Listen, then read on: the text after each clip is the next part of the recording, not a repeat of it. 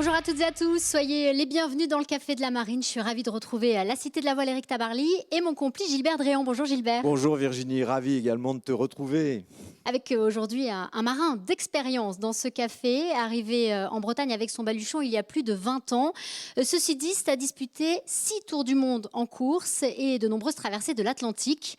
Vainqueur de 2 Barcelona World Race et de 4 Transat Jacques Vabre, c'est un véritable spécialiste du double et il a accepté de nous livrer son regard sur la Transat du Café 2023 qui vient de s'achever dans les eaux martiniquaises. Mais il nous parlera aussi de son parcours atypique, de sa découverte de la navigation avec son père en Méditerranée avant de s'installer en Bretagne, de disputer 4 Vendée Globe, mais de décider de lever le pied en 2017 pour consacrer plus de temps à sa famille, tout en renouant avec la régate de temps en temps.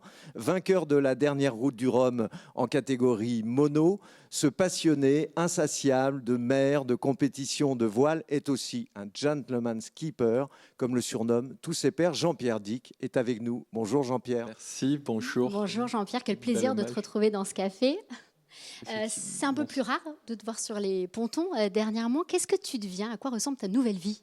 Écoute, oui, effectivement, comme tu le mentionnais, la famille est devenue une priorité. Voilà, j'ai une petite fille de 9 mois et puis, ça occupe pas mal. Mais évidemment, j'ai pas la relation avec la mère la passion est intacte et voilà, je fais des courses moins médiatiques, mais néanmoins, je continue à naviguer pas mal. Et voilà, depuis 4-5 ans, j'ai entrepris aussi de transmettre. Transmettre à des passionnés de course au large qui n'ont pas l'occasion forcément de pratiquer le sport, mais donc je favorise leur accès en faisant des courses, alors que c'est des courses moins connues qui s'appellent l'Arc par exemple, où on fait aussi des records à travers le défi Pur Océan. Cette année, on a battu le record entre les Bermudes et l'Orient. Voilà, donc, et puis des courses, des grandes classiques de la voile comme les voiles de Saint-Tropez, la Rolex Middle Sea Race. La voile fait toujours bien partie de ta vie. Alors, on va reparler avec toi de ton parcours personnel, mais on va aussi s'intéresser au dénouement et aux enseignements de cette Transat Jacques Vabre assez passionnante. Tu fais justement partie des skippers qui sont entrés dans la légende de cette course, puisque tu l'as remportée à 4 reprises, c'est pas rien. La dernière fois, c'était avec Yann Eliès. Quel est ton meilleur souvenir de ces transats en double ?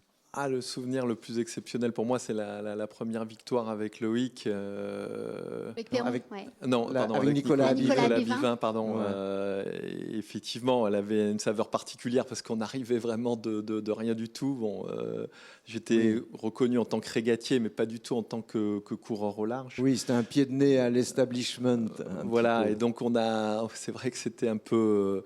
on avait comme routeur Jean-Yves Bernot qui nous a fait faire un super coup.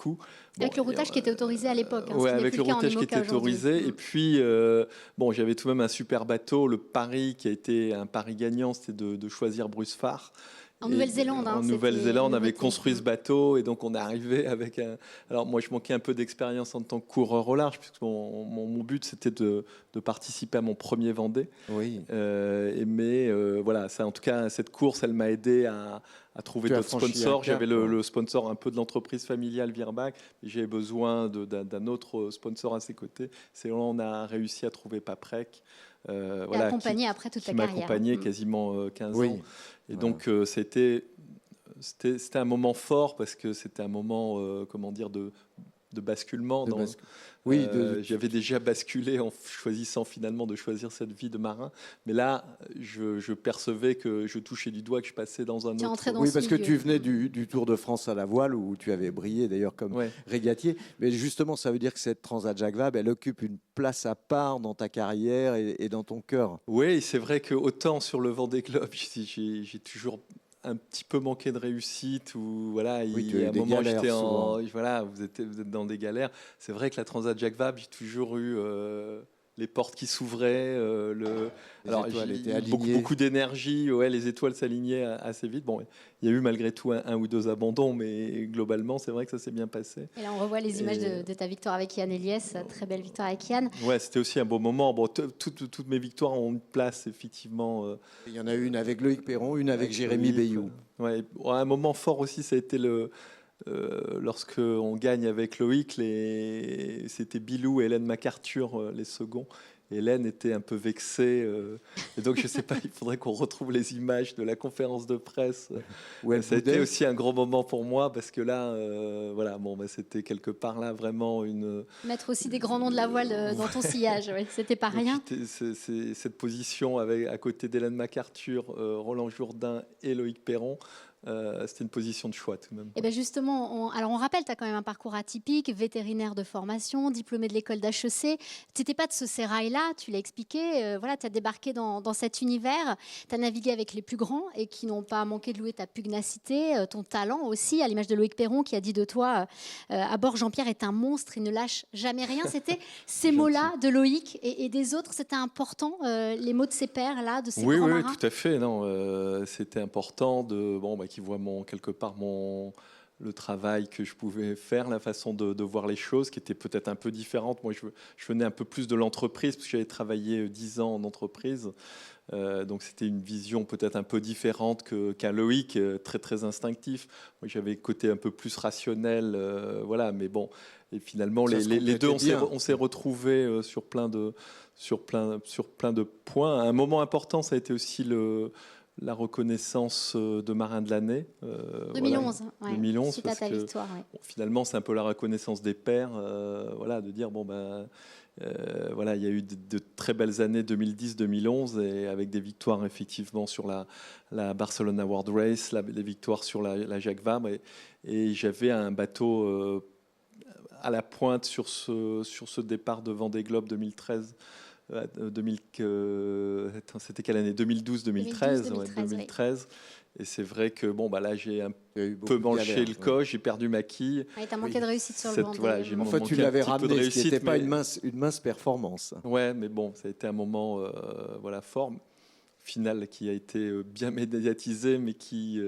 qui a laissé une pointe de frustration. Voilà, une frustration sportive, mais une félicité d'avoir passé cette ligne d'arrivée sans quille et malgré tout. Ouais. Et alors, revenons à cette Transat Jacques Vabre, qui, on l'a dit, une course qui, elle, t'a vraiment réussi.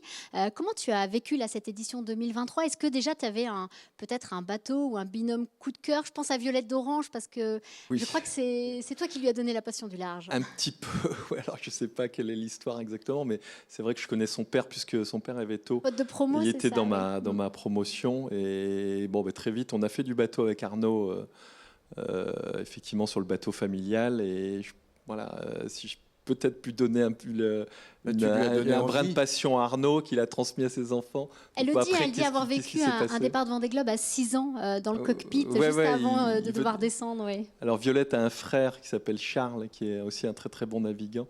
Effectivement, ils venaient tous les deux et ils allaient dans le bateau un petit peu dans la soute avant, dans tout ça. Il avait un peu et c'était toujours des moments qui les a peut-être un peu structurés. En tout cas, aujourd'hui, Violette est quelqu'un d'assez exceptionnel. Elle a une volonté incroyable. Et, ça fait sa route et ça fait plaisir de la voir à 23 ans. Participer à cette première... la plus belle des manières. On voit des images de son arrivée. Là, avec Damien Guillou, avec qui elle était associée. Alors, sur le plan sportif, on va revenir quand même sur cette édition dans les grandes lignes. Gilbert, on a eu quand même en IMOCA des options très marquées, beaucoup de suspense et une régate comme on les aime, au contact. Une régate comme on les aime et à l'issue de laquelle Thomas Ruyant et Morgan Lagravière se sont offerts vraiment un magnifique doublé. Premier à franchir la ligne d'arrivée à Fort-de-France après une belle bagarre avec Johan Richaum et Yann Eliès. Deuxième sur Paprika Pekea, qu'ils ont devancé de 4 heures et 8 minutes. Une performance d'autant plus grande que Fort People, un plan Coche-Finocon, avait connu des problèmes structurels importants cette année sur la Fastnet Race, juste après sa mise à l'eau. Enfin, Yann et Johan ont aussi livré une bagarre d'une rare intensité avec Sam Goodchild et Antoine Coche, troisième pour 9 petites minutes et 16 secondes.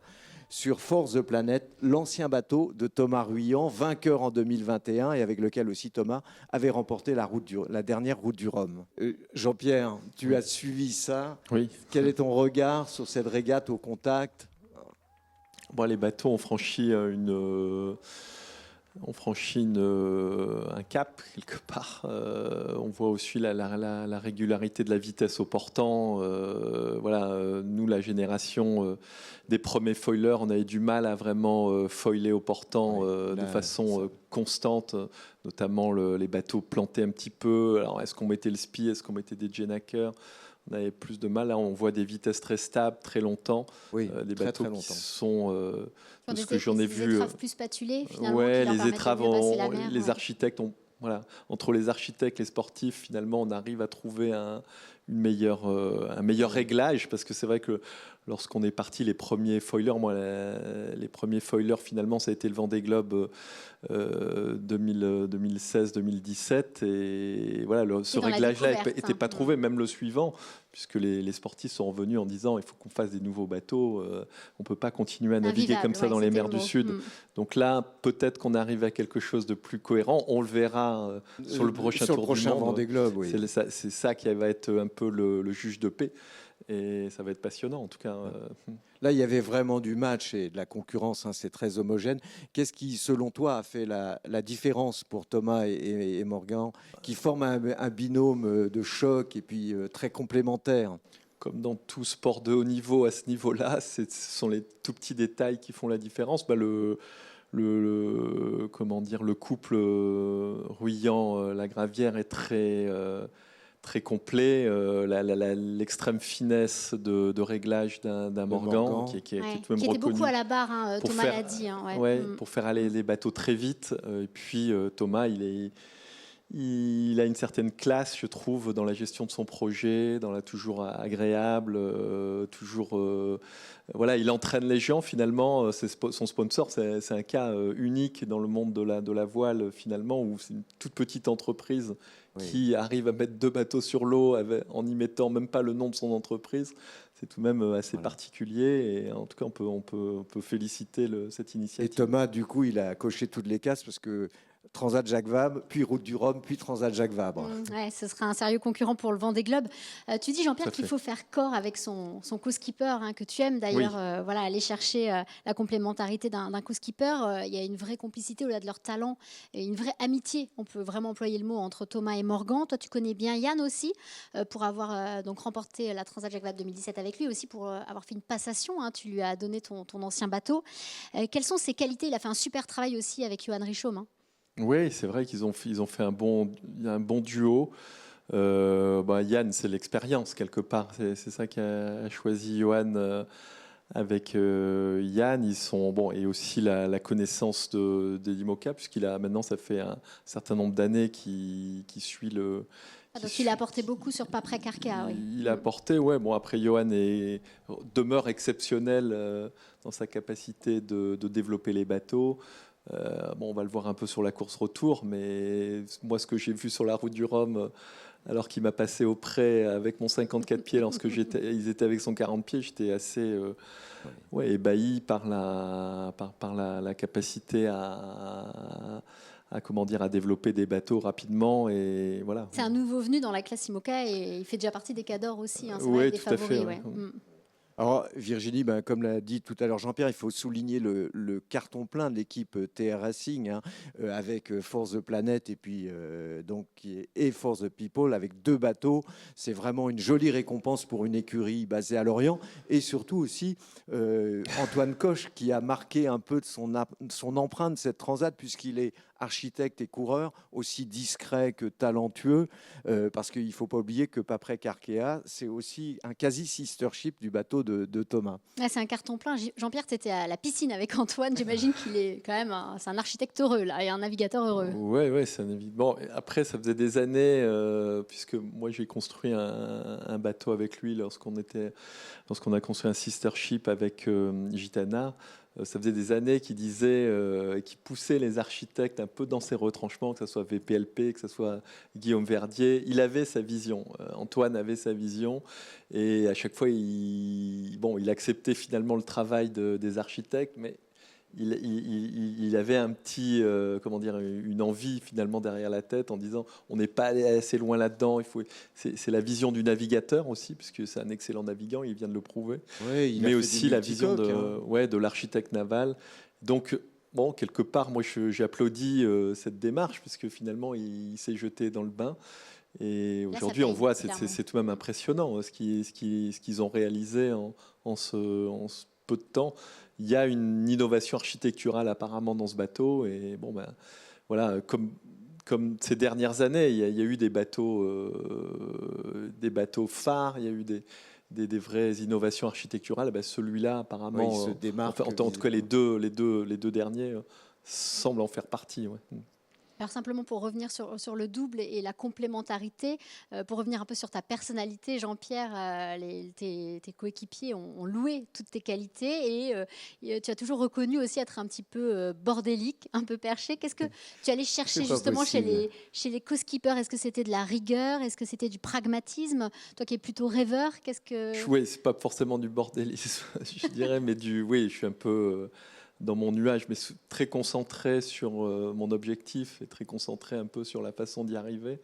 Au point d'oublier de manger parfois C'est aussi. ça qui fait que quelquefois je suis un peu perçu dans la lune, oubliant mes clés et mon téléphone portable. Mais bon, quelque part, oui, je suis déterminé vers un objectif et c'est un peu ça qui fait que quelque part, voilà, c'est ma façon d'être. Oui, bon, ben, on ne se change pas vraiment, mais oui, ben, non, la relation entre deux solitaires dans un couple pour gagner une Jacques Vabre, ce qui est important, c'est la bienveillance. Voilà, que chacun fasse un peu attention à l'autre, Laisser sa place accueille au dans son co-skipper. projet. Comment dire, Thomas Coville le disait assez bien. C'est vraiment, voilà, il Mais faut. le double, c'est particulier, hein, oui, c'est vrai. Le double, c'est particulier, ouais. C'est un bel exercice. Ça qui est assez fabuleux dans cette classe de bateau, c'est que vous avez tout de même 3 disciplines assez différentes que vous pouvez réaliser sur le même support, l'équipage, le double et le solo. Qui, bon, on va en parler, c'est aussi super, le solitaire. Ouais. Alors, il y a un binôme aussi qui a bien marché et qui a été remarqué. C'est les Juju, Justine Métro et Julien Villon, qui ont navigué, eux, qui ont osé la route nord. Ils ont emmené aussi avec eux une partie de la flotte. Au final, la route sud a payé, mais ça aurait quand même pu passer. Quel est ton regard, toi, sur cette démarche audacieuse? C'est comme en croisière, il ne faut pas toujours jouer non plus les moutons de Panurge.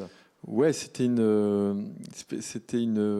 option risquée parce qu'elle était un peu engagée. Moi, je sais que c'est une option que j'aurais potentiellement vraiment beaucoup regardée parce que voilà, sur le papier, c'est souvent une meilleure option de passer par là. Après, la réalisation est souvent compliquée. Et là, c'est ce qui s'est un peu passé. La réalisation était plus compliquée que prévu. Mais en tout cas, chapeau de l'avoir menée et ça a donné du piment à la course. Ça a entretenu l'intérêt et le suspense, c'est vrai. Pour de peu que j'ai vu sur la Transat Retour, je pense qu'il y aura moins d'options aussi marquées et ça va être une route plus. Il n'y aura pas des bateaux à 1000 milles d'écart. En tout cas, ça ne sera pas dans les premiers. Ouais. Alors, Morgan et Thomas ont parcouru les 5425 milles du parcours à la vitesse moyenne de 19 nœuds. Tu disais tout à l'heure, Jean-Pierre, que ces bateaux ne cessent d'évoluer. Est-ce que tu as eu l'occasion d'aller naviguer un peu sur ces nouvelles générations d'IMOCA? Un petit peu, pas assez, mais un petit peu, ouais. Non, ce sont des bateaux qui volent. Aujourd'hui, comment dire, les choses ont beaucoup changé en termes de façon de naviguer sur les bateaux et c'est voilà.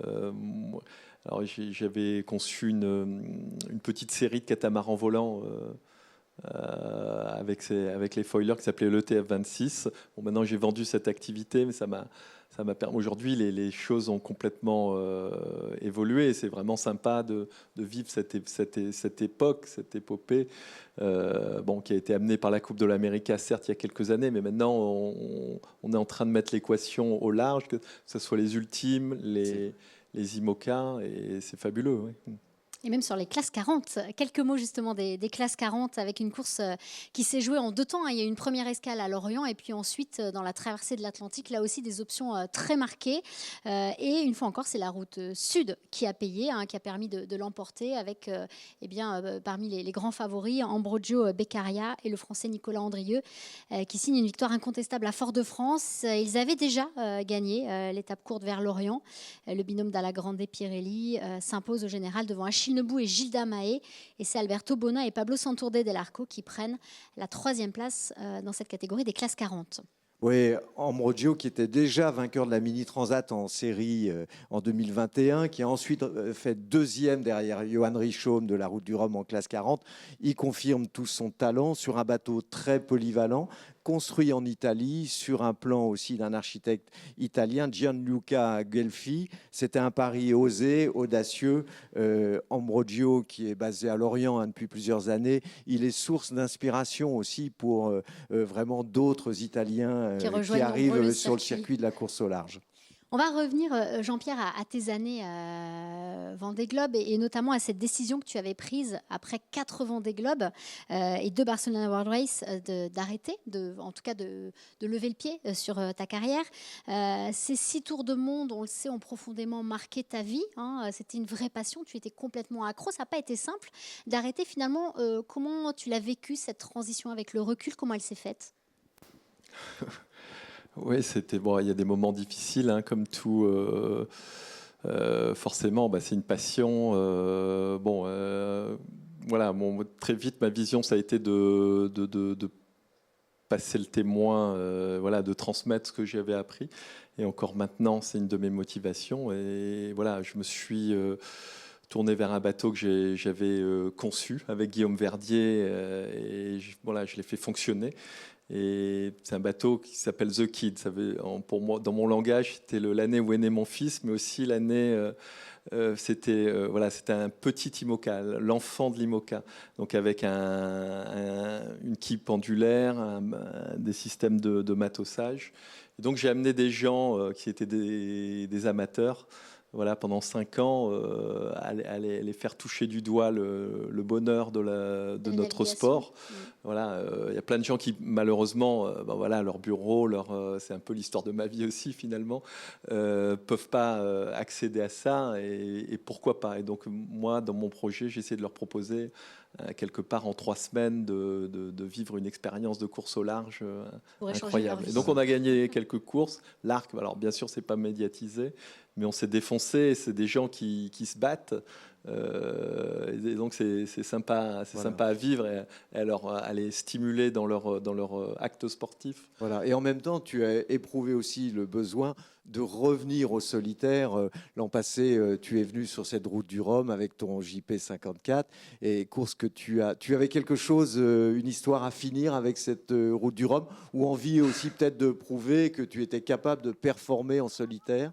C'est vrai qu'en 15 ans, ou non, 17 ans de projet, la seule victoire que j'avais eue en solitaire, c'était un trophée Azimut. Et là, on voit les images de ton arrivée. Voilà, donc pour revenir sur même bon, il y a eu des belles performances, évidemment. 2 fois 4e sur un Vendée Globe, c'est déjà pas mal. Voilà, mais on rêverait. Revenir, oui, je pense. Revenir sur cette route du Rhum, c'était un moment important. Oui, parce que c'était une façon de boucler la boucle. J'aime le solitaire. Contrairement à ce que je trouve que c'est voilà, mes plus beaux souvenirs en mer, ça reste tout de même ces 4 Vendée Globe, parce que moi j'estime que chaque course du Vendée Globe, c'est une sorte de vie dans une vie. Vous voyez ce que je veux dire? C'est ce combat avec soi-même, tellement engagé. C'est tellement engagé, c'est vraiment. Ça reste des souvenirs incroyables de se battre tout seul sur son bateau pendant plus de 80 jours. Voilà, donc terminer cette course en la gagnant, c'était important pour moi. Et tu avais fait un podium en 2006 derrière Roland Jourdain et Jean Le Cam, je crois. Voilà. Alors on le disait, tu es papa pour la 2e fois et la famille fait partie de tes priorités aujourd'hui. Tu t'investis aussi beaucoup pour la préservation de la Méditerranée. On rappelle que tu es niçois et que tu restes niçois de cœur. Tu es très attaché aux eaux méditerranéennes. Quels sont tes projets, tes principaux projets dans les mois qui viennent? Est-ce qu'on va te revoir sur les pontons en course? Est-ce que voilà, quel est ton programme à venir? Alors là, cette année, depuis quelques années, j'ai réuni un pôle de sponsors, effectivement Nice, il y a ABC Arbitrage qui me suit depuis maintenant 20 ans, il y a des sponsors historiques qui sont à mes côtés et ça fait plaisir. Et cette année, j'ai décidé de participer aux plus grandes classiques méditerranéennes avec mon JP 54. Voilà, ce sont des courses. Alors, il y en a une qui est un peu moins connue, mais qui démarre, qui s'appelle la Paprec 600 Ensuite, il y aura la Giraglia qui a tout de même plus de 70 ans écoute, d'existence. Tu n'as pas fini de naviguer. On va pouvoir te Jean-Pierre, suivre. Peut-être un petit peu de comment ça s'appelle, la Caribbean 600, qui est une course fabuleuse aussi. Alors, juste un petit mot pour finir sur le retour à la base. Ce jeudi, justement, 30 solitaires se sont élancés de Fort-de-France pour rallier l'Orient. Donc, ils enchaînent avec une transat. C'est la seule transat en solitaire de l'année. Elle sera peut-être corsée avec le chapelet de dépression sur l'Atlantique Nord. Ce sera un sacré pour test. ces marins Ouais. en quête d'un ticket pour le Vendée Globe. Oui, puisqu'elle est qualificative. Précisons que Jean Lecam et Tanguy Turquet prendront le départ un peu plus tard. La ligne de départ est ouverte exceptionnellement jusqu'au 7 décembre. Un joli programme est prévu pour les accueillir à Lorient. J'espère que vous viendrez nombreux. Merci à tous. Merci Jean-Pierre d'avoir été avec nous dans ce Plaisir. café. Merci Bon vent Jean-Pierre. pour la suite. À très bientôt. Bye bye.